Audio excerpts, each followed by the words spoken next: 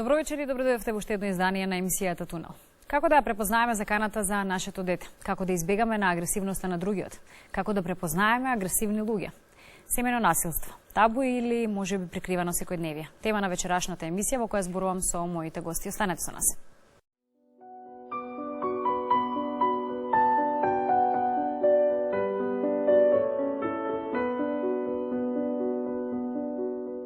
Под семејно насилство се смета конкретно девијантно однесување на член на семејството, кој со примена на сила, закана и заплашување врши телесни повреди, емоционална или сексуална злоупотреба и материјално, сексуално или работно искористување на друг член на семејството. Според Законот за семејство на Република Македонија, како семејно насилство се смета однесување сторено од едниот брачен другар врз другиот брачен другар, кои живеат или живееле во брачна или вонбрачна заедница или во кој било вид на заедница како семејство или ако имаат заедничко дете, меѓу браќа и сестри, полубраќа и полусестри, над дете, над постари членови на семејството и над лица членови на семејството чија деловна способност е делумно или целосно одземена. Најчести жртви на семејно насилство се жените, децата и старите лица. Последиците од изложеноста на насилство се многубројни и битно влијаат на менталното здравје на оние кои се изложени директно, но и на оние кои се наблюдувачи на насилството. Најчести последици се ниско самопочитување, напнатост, депресија, агресивност, обиди за самоубиство, стекнување зависност од алкохол, лекови или дрога, нестабилност во партнерските релации, како и намалено работно функционирање. Постои јасна поврзаност и пропорционалност помеѓу присуството на насилство во семејството и количеството на насилство во општеството, вклучувајќи го и насилството прикажувано на разни медиуми. Проценките кажуваат дека само третина од случаите на семејно насилство се пријавени во Соединетите Американски држави и Велика Британија. Според Центрите за контрола на болеста, семејното насилство е сериозен, јавен здравствен проблем што може да се спречи, кој зафаќа повеќе од 32 милиони американци или повеќе од 10% од населението на Соединетите Американски држави. Во светски рамки, први на листата на семејно насилство се Египет со 34%, Барбадос со 30%, па Канада 29%, Швајцарија 21% и Соединетите Американски држави 22%. Најмалку случаи се забележани во Парагвај и Филипини. Речиси секогаш испитувањата не ги вклучуваат вистинските бројки или тие варираат зависно од формулирањето на анкетите, како и од прифатената дефиниција за семејно насилство. Во случаите на насилство врз интимниот партнер, поверојатно е жените да бидат повредени од мажите, иако во 25% од случаите, кога има взаемно насилство помеѓу интимните партнери, мажите и жените се речиси еднакво повредени. Жените имаат обичај да употребуваат по-психолошки, а мажите физички форми на семејно насилство. Според последните истражувања кај нас, најчести жртви на семејно насилство се невработените луѓе, домакинките, како и пензионерите. 60% од жртвите се женски лица. Младите мажи и жени се особено изложени, а речиси 60% од жените што се жртви на физичко насилство се на возраст помеѓу 30 и 64 години. Повисока преваленца се јавува кај оние жени што се со средно, основно или пониско образование. Стапката на физичкото насилство е повисока во руралните области, иако најголем број на пријавени физички насилства се од урбаните области. Насилството може да биде извршено од страна на повеќе од еден член на семејството. Потешките видови имаат силна поврзаност со економското ниво на домакинството, а најголемиот број на случаи на насилство фактички се случуваат во домакинства со помал број на деца, иако преваленцата е повисока во домакинства со 3 или повеќе деца.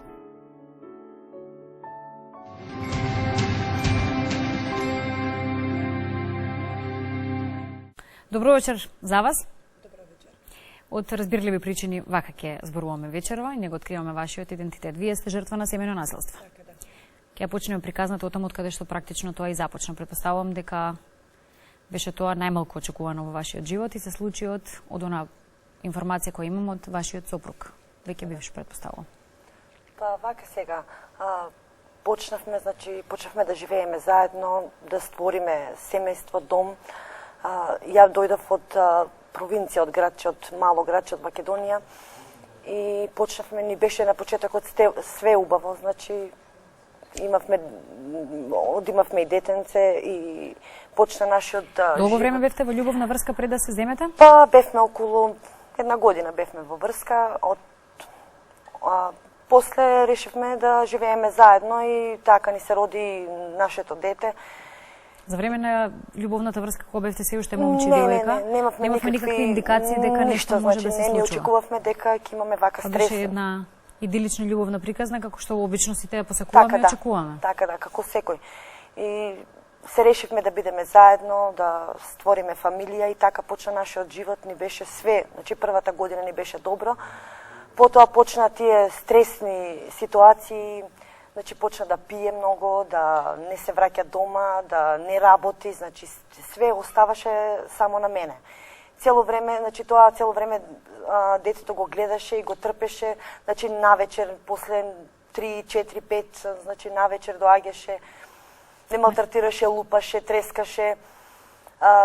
Сето тоа децата го...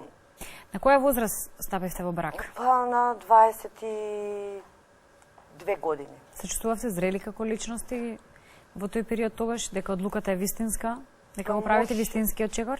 Па може би и не. Како што ми е сега ситуацијата, може би и не, може би требало малци покасно. Значи зрела не, зрела може би даш после 25 до 27 еве за девојки. Не, значи не сум се осеќала и јас самата зрела. Сум мислела дека сум зрела, ама не. Насилството, односно ваквото однесување на вашиот сопруг започна кога го имавте веќе првото дете, потоа добивте уште едно. Така да. Тогаш Зошто се одлучивте или можеби сметавте какво е размислувањето кога веќе се наоѓате во една таква животна ситуација? Па се мислев дека ќе се промени. Надевајќи се дека ќе се промени, дека ќе бидеме среќни, но тоа се повеќе и повеќе траеше, значи многу години и од не знам како да... Што се обидувавте да направите за да го спасите тој брак? Све. Значи, прашував, барав совети од постари, од некои што ми е, значи... Блиски, предпоставувам, блиски, да, од сите баравме помош и на сите можни начини прави за да го задржиме бракот, да не се растори, зашто од причини што сум слушала од други, од страна, дека бракот да се растори е многу лесно, а после е многу тешко и за децата и за нас, за сите околу нас. Но тешко исто да се живее во таква агонија и тешко, секојдневна ситуација. Значи трпев многу време, трпев и покушував на секој можен начин да бидам добра, да бидам фина, да не, значи се што посакаше да биде како што, значи тоа не и ова не помагаше во таа цела ситуација, така да... Освен таа вербална агресивност која кажавте и ситуациите кои се случува и до физичко насилство доаѓаше? Физичко, да, и физичко, значи тепана по болници сум одела, унесвестувана.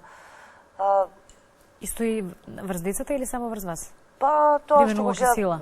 Не, према децата не, ама децата тоа што го гледа, за нив беше уште поголем стрес. Да. Они бега, се крија по соби, плачеа во никое време, значи секој ден беа под стрес. Допираше ли до тој човек нешто во некои моменти дека сето тоа голема и тешка траума пред се за децата, секако и за вас и средината во која живее? Доаѓаше до моменти кога стануваше можеби посвесен?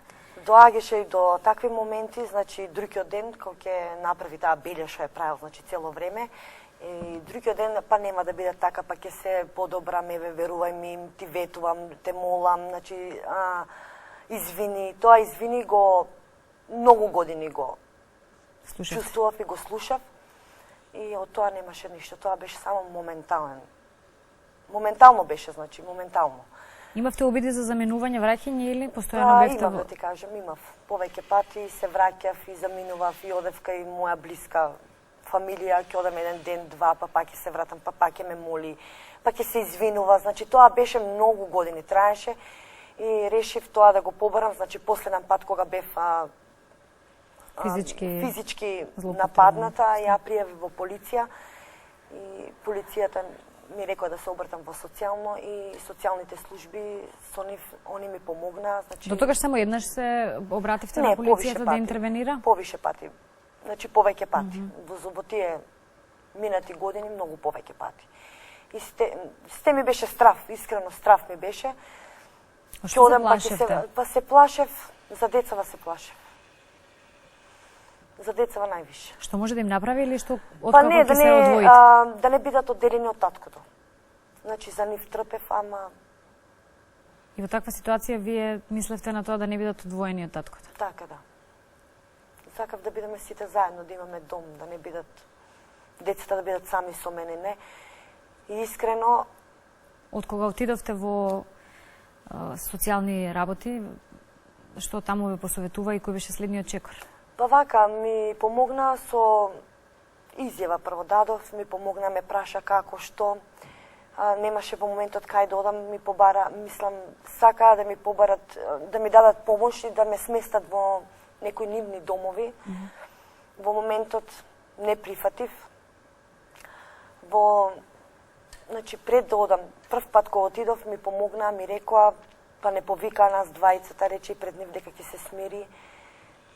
И ни рекоа дека тоа ќе го следат, па после неколку 2 месеци пак исто се случи, пак отидов таму и тогаш ми пружија Вие се помош. вративте тогаш повторно? Да, се вратив повторно беше истото. Тогаш ми побара, мислам, ми помогнаа со поможа ми побарат за да бидам сместена со деца во некои нивни таму домови. Не знам какви се. Таму и ќе учиме, ќе бидеме затворени во тој простор, за да можеме малце да бидам изолирана и децата да бидат изолирани од тие стресови. Ама тоа се продолжуваше така да. Знаеше дека ќе заминете или само се скривте односно си заминавте по расправија? Не, искрено тоа ми беше веќе секојдневие како да се тргнам. Значи веќе последните години тоа ми беше секојдневие. Како да се ослободам од него, за да можам да бидам со децата сами. Значи последните Одлуката ви години беше конечна, но сепак се боревте, предпоставувам, да, заради одлуката ми беше неможноста конечна да... и пак имав некоја мала надеж дека ќе се смени, ама не. Кога заминавте тајно или со најава? Не, кога заминав бев избркана од дома. Ноќта во касните часови не избрка на улица. И тогаш се сместивме кај наша блиска роднина. Не примија и другиот ден више не се вратив. Вие отидовте во Центарот за социјални работи? Така, да. И таму ве згрижија на некој начин? Ми Да. сакаа да не згрижат, но во моментот јас се снајдов, отидов сама со децава под кирија, така да се тргнав од тоа, инако цело време. Значи, отидовме и до суд, му дадоа и забрана. На која возраст беа децата, кој период беше тоа, кога го доживуваа се това? Па, некаде, едното дете ми беше 5 годинки, а другото ми беше некаде 10 години. Тоа временски период кој траеше агонијата во која живеевте беше колку? Па многу. Некаде 8 години, сигурно. Од оваа дистанца си велите дека можев и помалку да трпам заради децата и заради себе? Да, да. Тоа секаде го кажував и кога отидов во социјално и ми рекоа што си трпела до сега. Зашто си трпела, зашто не си побарала помош? Тој се обиди да ве најде, да ве врати и да се смирите? Сакаше да се беше насилен, значи цело време дека сакаше да не врати, беше се закануваше, ќе ве убијам, ќе те убијам тебе, ќе те лежам, значи имавме закани цело време. Последните години веќе, мислам последниот од судот кој му дадоа забрана да не се доближува, да не малтретира ни психички, ни физички, така да сега во моментот сме сами, децата живеат со мене, сега го најдов и мирот и ја и моите деца. Каде ја наоѓате силата за да се некако закрепнете психички пред се заради оваа ситуација и на кој начин тоа може би го правите? Велите дека со психијатри многу не чувствувате потреба дека треба да зборувате? Не чувствувам потреба, а инаку убаво е да се отиде. Така да сега едноставно функционираме многу смирено. Зборувајќи се меѓу себе отворено на темата? Да, па многу посмирено и некад ќе застанам и ќе си кажам сама во себе, тоа требаше многу рано да го направам, да, ама еве сега искачеме со деца, се движиме, шетаме покрај кеи, по паркови и така, полека на работа со колеги и со колешки, така да тоа све поминува. Враќа во некоја нормална. Така да, во еден нормален живот. Можам да речам навистина жално што ви се случило и што воопшто се случува, но и тоа дел од животот, убаво што сте истрајни во одлуката да продолжите со една посветла страна на животот и да ја најдете таа точка заради вас, пред се и вашите деца. Така. И од срце да ви се заблагодарам што без задршка еве одлучивте да вечерва споделите делот на вистина ова ваша животна приказна и можеби на овој начин ќе потикнеме други кои во моментот живеат некаква ваква агонија, Така, да направат одлука многу порано и дека има институции, има и луѓе кои може да им помогнат, Така, дека никој не е должен никого да трпи, ниту да трпи такво насилство, Така, пред се кога зборуваме дека во семејството има и на крајот на краиштата деца. Така да. И јас вас ви благодарам на поканата и еден апел до сите мајки што имаат семејно насилство да се јават за да можат да им помогнат тие институции што се за тоа. Ви благодарам и посакувам убав и успешен живот. Благодарам и на вас.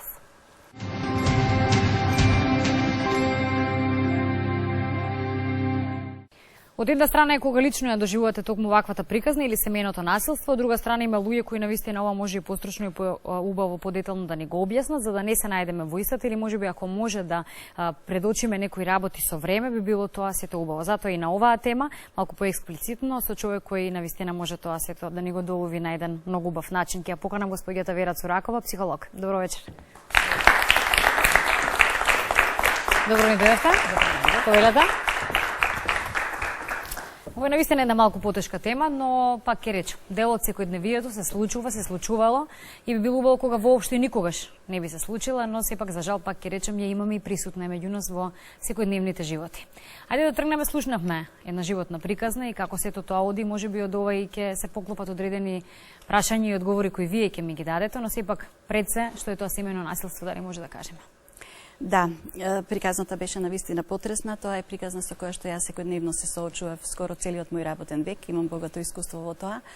Значи, семејно насилство е нешто што го нарушува животот на оној другиот, односно во семејното насилство мора да има тиран и жртва. Тиранот во најголем број на случаи е маж, а жртвата се жена и деца, кои што врз кој што се спроведува тиранството. Инаку тоа може да биде психичко, физичко, сексуално, емотивно и вербално. И тоа е човекот кој што го спроведува тоа систематски. Така да се она што го нарушува здравјето, физичкото, менталното, емотивното здравје на другиот се смета за насилство во семејството. Каков профил или да речеме каков е тираниот, ако може така да кажеме? Можеме ли да го препознаеме? Да, јас можам да ги препознам, затоа што имаат некои особени карактеристики и во аспектот, особено тирани во сексуалната сфера. Иначе тоа се многу интелигентни луѓе, кои што точно знаат кога, колку и како да го спроведат малтретирањето, односно имаат особен сенс кога да го запрат, за да не ја изгубат жртвата како жртва, за да имаат секогаш некого да малтретираат. Значи, тој е многу интелигентен, со особен сенс и со многу добра појавна страна. Значи, секој од нас има најмалку две страни, појавна и суштинска. Личностите тирани имаат многу добра појавна страна, додека ја освојат жртвата, за да ја придобијат, да ја донесат на свој терен, за да ја малтретираат. Инаку имаат и најмалку 4 карактери или сплет на карактерни црти, а тоа е садистички, психопатски, параноиден и нарцисоиден. Не мора да ги имаат, но може. Понатаму тоа е личност која што има суперего свртено само кон себе. Има животно сценарио по кое што живее, тоа е или, што значи дека или ќе биде по мое, или нема да биде. И ги тера другите да живеат со систем се подразбира. Односно, сите други во неговата околина мора да подразбираат што тој сака, што тој очекува од нив и така натаму. Понатаму тој може да има гуменост, тоа е компонента со која што ништо не допира до него, односно се што ќе допре се одбива.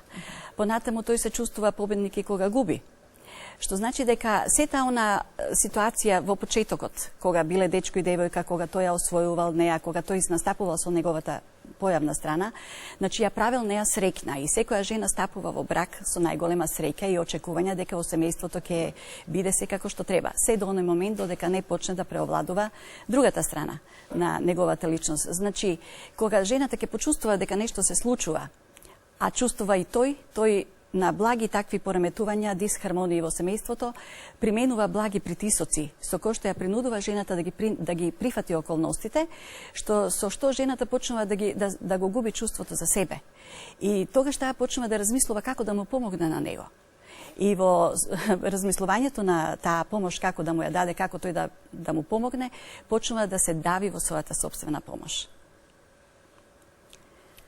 Како да го препознаеме однесувањето, односно можеме ли да влијаеме, мислејќи како што видите самите, наменување на однесувањето токму на насилникот? Па, обично тираните може да имаат, еве, може би не треба, но еве, ке посочам два момента, имаат восочен тен.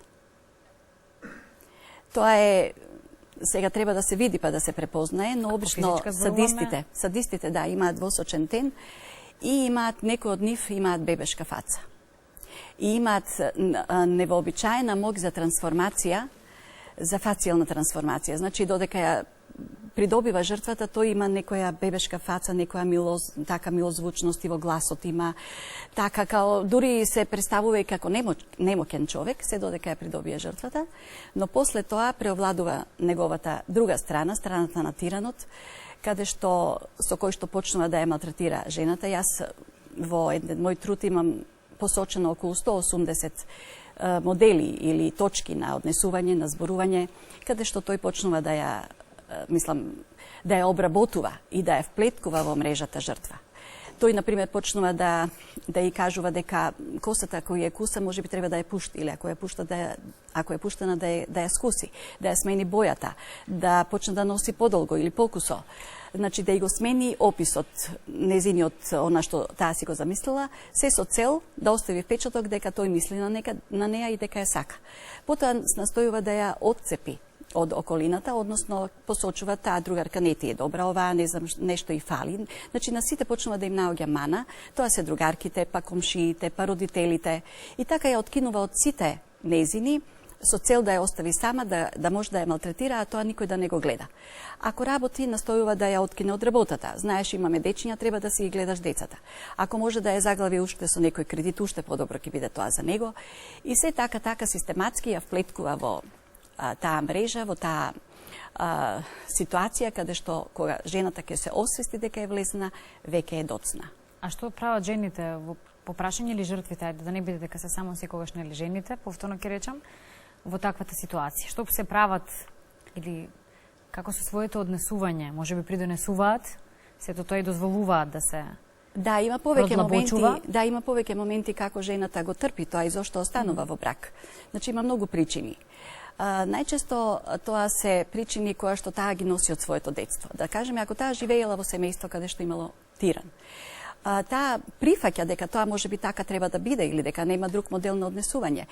Значи таа ја гледа својата мајка и ако се однесува сценариски, ќе бара сличен таков на него, на својот татко. Ако се однесува антисценариски, ако донесе одлука, значи да не биде тоа така, ќе бара личност спротивна од нејзиниот татко.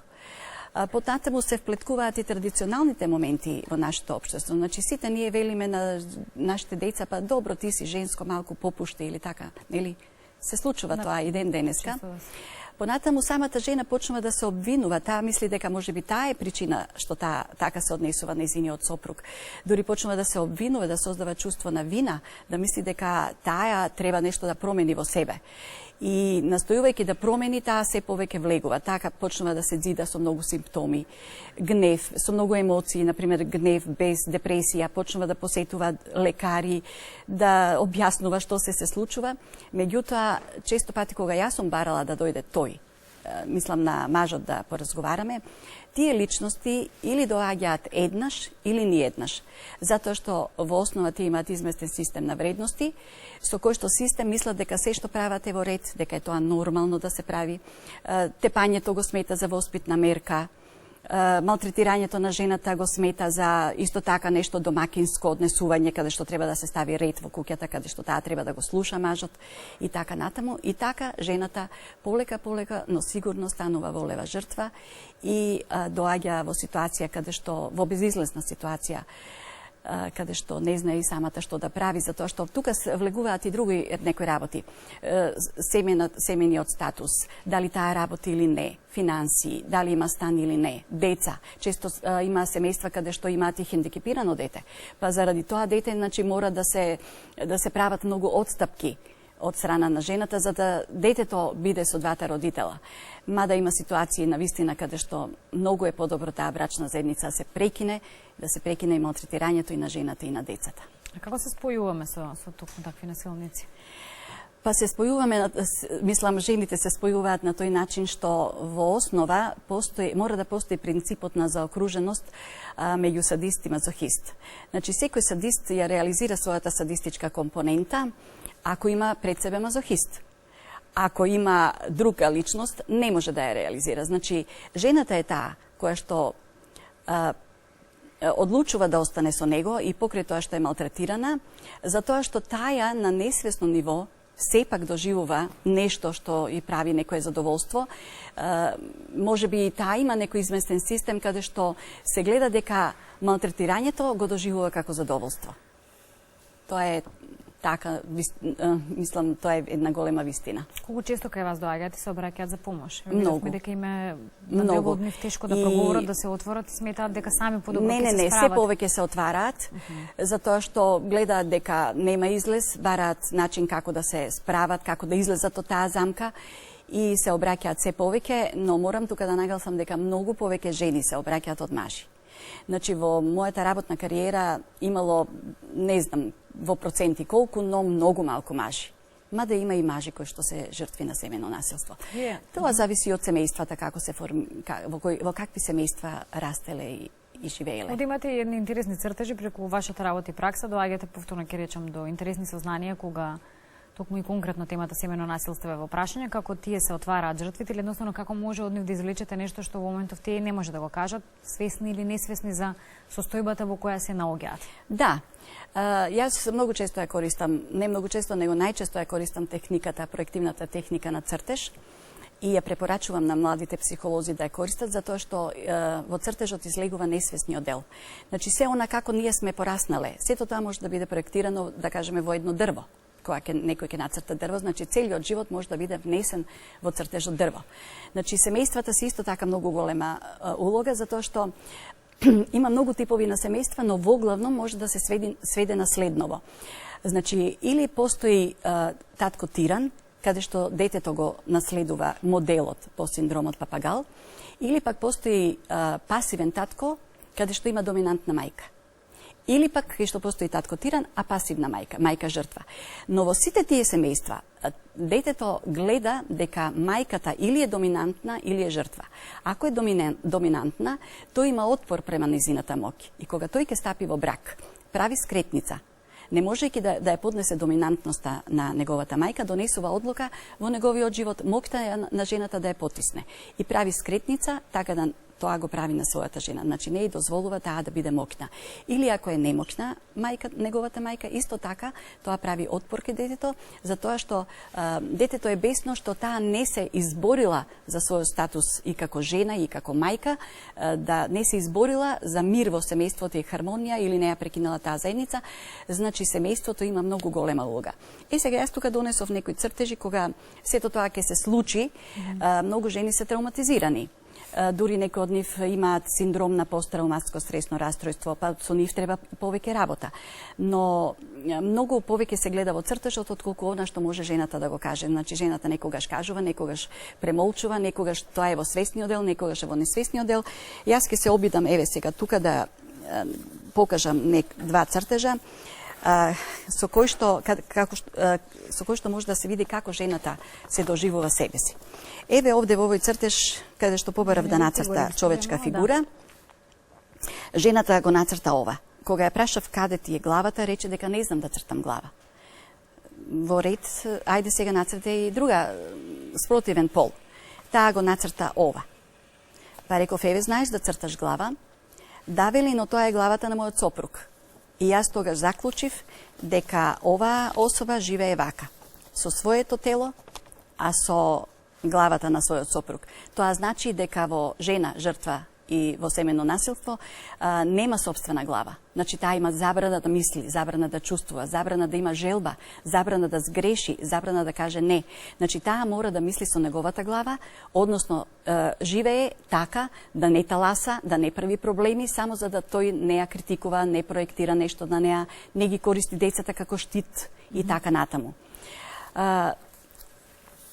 Една особа со која што сега во моментов работам и работата е негде на пола пат, да речам, еве, се гледа дека има овој резултат, но сепак овде, ако ја го покријам лицето, сепак во незината коса е вграден ликот.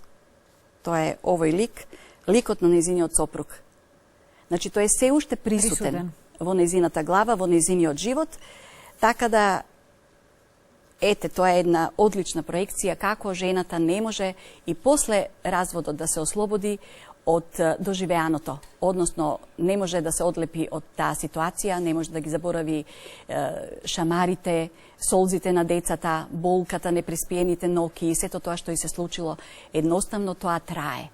Има ли некакви моменти кои може, да речем, на кои може да влијаеме или како може да го намалиме токму тоа? Да, во нашата психотерапија ние користиме. Значи, прво се едуцира жената да ги препознава емоциите. Односно, прво да го препознава семеното наследство, да ги препознава пораките, да знае што е тоа. Односно, да го се работи на неговото, комплетно негово однесување. Потоа се работи на препознавање на емоциите, па постигнување дистанца од емоциите. Се работи на промена на животното сценарио, промена на менталната шема, се работи на планирање на иднината, се работи на целокупниот неизин живот. Значи, јас многу сум среќна кога работам со такви жени жртви на семено насилство и кога ќе ми се јават да ми кажат, знаете, јас имам партнер. Тоа е она круна на сета наша работа. Значи, жената излегла и веќе влегла во живот. Затоа што живот со личност тиран значи забрана. Забрана на живот, забрана на радување, забрана на живење, забрана за грешка, забрана за промена. Значи, тоа е една комплетна забрана која што некој систематски ви ја става, а кога се работи за забрана, прво некој ви ја дава забраната, а после сам си ја давате. Затоа што сте научиле така, дека мора така да се однесувате.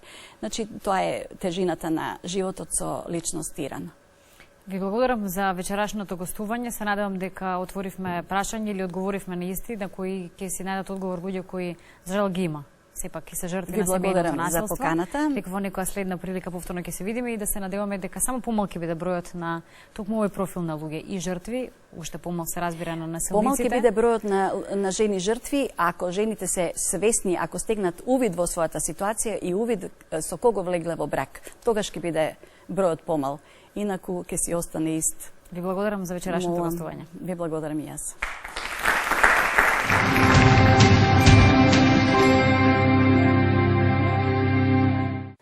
За жал, насилството не бира ниту време, ниту личност. Уште една личност која вечерова одлучи да сподели дел од своето животно искуство, кога семејното насилство е опрашање, вечерова во емисијата Тунел. Добро вечер и за вас. Добро вечер. Вие сте жртва на семејно насилство. Да. Долги години го трпевте, што се вели, оно што се случуваше во вашиот дом. Да. Вие во барачна заедница бевте со вашиот... Да, во барачна заедница. Сопруг, кога се случуваше семејното насилство. Да. Долго време бевте во брак пред да започне или како одеше целата таа приказна? Па првите години не, ама едно 20 години го трпам. 20 цели години трпите семејно насилство? Да. Додека бевте момче и девојка, имаше ли индикации дека можеби човекот е со поинаков темперамент, понасилен и слично? Не. Ништо не се случуваше? Не. Кога почна во бракот да се случува насилството? Во бракот почна да слуша други. Алкохолизмот и слуша други што ќе му речат и он дојде и удри на мене. Физички бевте злоставувани? И физички, и психички, секако. Децата беа сведоци на насилството кое се случуваше? Да. Не го освестуваа моментите дека децата се присутни, дека... Не. Како од кога ќе се случи насилството, се освестува, односно се враќа во нормала со однесувањето или таквиот темперамент негов си трае понатаму и тоа се случува? Имаше покајување кај него? Во прво време да, после не. Се обидувавте ли да си најдете вина кај себе како што обично кај жртвите бива или во нешто што ви се случува во домот само за да го оправдате неговото однесување? Се обидував да најдам причина, ама он ги измислува причините што не постојат причини. Се обидувавте да се смените? Мислејќи дека нешто ќе се подобри? Да. Кога одлучивте дека е крајно време да превземете нешто и да се спасите од таа агонија? Кога престана да носи пари, да ме физички ме третира, рече си секој втор ден, 3 ден, а психички секој ден. Физички исто во континуитет, тогаш одлучивте дека е време да ставите крај? Да. Заминавте некаде, се упативте во некој центар или пријавивте во полиција, како? Во полиција. Се разделивте потоа со сопругот? Па поднесев, па ќе се смири некој време, па поново. Па го повлекував, да. Под присила или едноставно баш од емотивна побуда? Од емотивна побуда. Дека нешто ќе се смени? Да. Децата беа злоставувани физички од Не. страна на таткото? Не. Тие се обидуваа да ви помогнат, да ве одбранат во одредени ситуации? Да. На кој начин се обидувате да си помогнете за да излезете од оваа агонија во која живеете? Да најдем работа со ова проектот што го организира владата преку за жртви на семејно наследство, да излезам, да бидем самостална и независна од сопругот. Така ќе биде сигурно полесно, сметате? Да. Тоа ќе ви помогне да имате сила да ставите крај на насилството. Да, на крај на насилството. Тогаш не би чекале, верувам, ниту да видите дали, ако се поправи и ќе се поправи, да продолжите со заедницата. Ќе имате повеќе храброст да чекорите сама и слободна, што се вели. Да, да. Ви благодарам.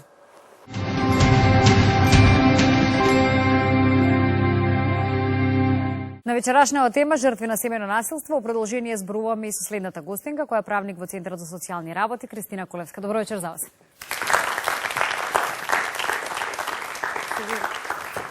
Добро не дојдовте. Повелете. Личните приказни се навистина тешки кога се слушаат. Не можам ни да замислам како е кога се доживуваат. Вие речиси секојдневно се соочувате со доживување на тие приказни на луѓето кои едноставно бараат помош од вас.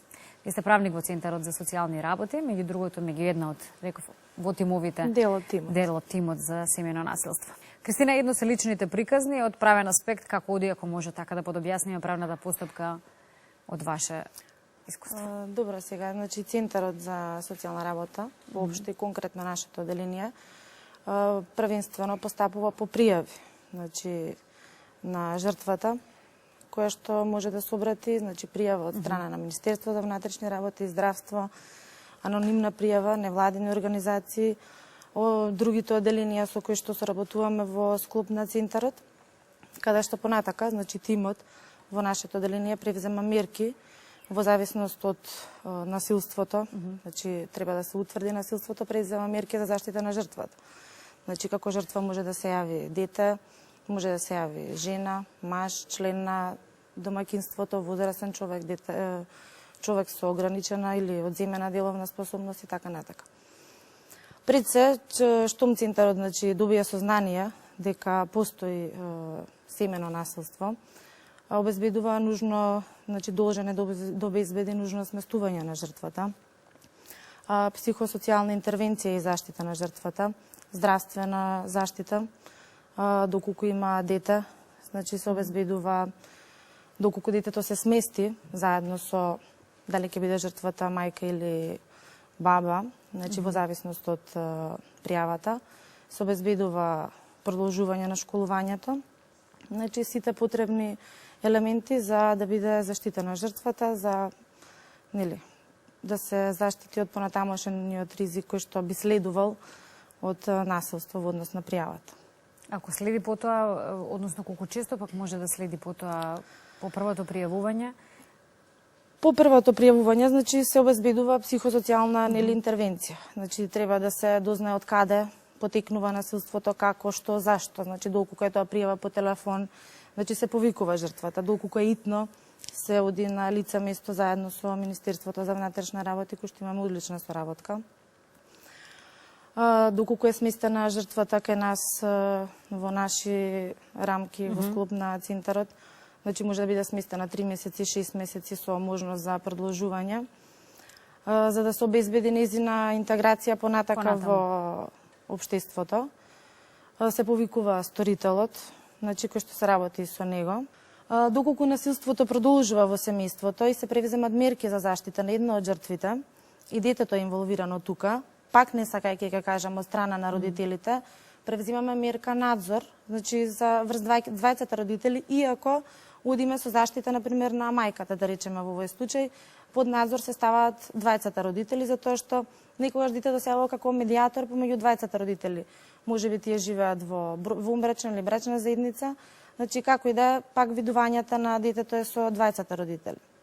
Надзорот го вршиме на тој начин што често ги посетуваме, дали ќе биде тоа во домот на семејството, дали ќе ги повикаме, дали ќе одиме во училиштата, значи Министерството за внатрешни работи секогаш не излегува во пресред, значи во однос на заштита на такви случаеви, затоа што доколку родителите не го почитуваат решението донесено од наша страна за надзор, значи вршат злоупотреба и занемарување на потребите на нивното дете, индиректно, со тоа што пријавуваме во Министерството за внатрешни работи, поднесуваме предлог за поднесување на кривична пријава, која што понатаму следи нели со јавно обвинителство и така натака. Значи, постапката кај нас е граѓанска, меѓутоа не го исклучува кривичното гонење, не исклучува граѓанската постапка што ја водиме ние пред судот во однос на изрекувањето на привремените мерки, кои што досега покажале, значи, позитивни резултати во однос на заштита на жртвите.